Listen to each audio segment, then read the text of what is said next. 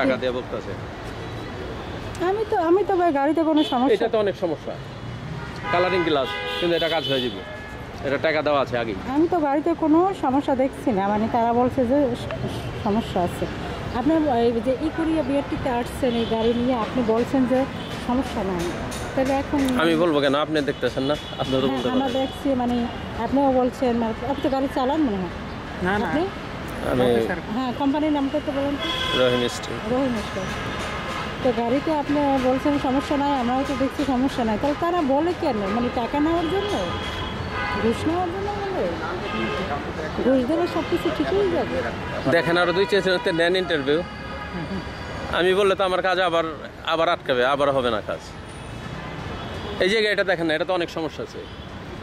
কালো গ্লাস, কালো গ্লাস, এই যে স্টিকার দেখেন লাগানো আছে, কালো গ্লাস লাগানো আছে, এটা তো কোনো ক্রমে এটা আপনার দর্শক আপনারা দেখছেন ইকুরিয়া বিআরটিতে মানে গাড়ির সমস্যা না থাকলেও বলে আছে।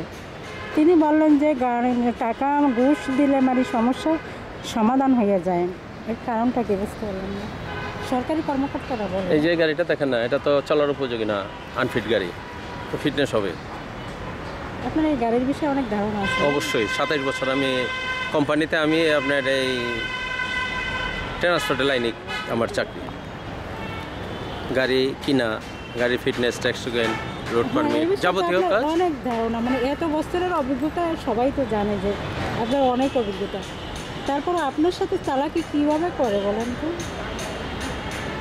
কেমনে পারে সরকারি অফিস সেটা করতে পারে, ওদের কোনো সমস্যা নেই, ওদের ধরার কোনো লোক নাই তো। কিছুদিন আগে না দুদক নাকি ওদেরকে মানে চেক করছে, মানে কে কতটুকু ভালো। কতদিন আগে না, কিছুদিন পর পরে আসে।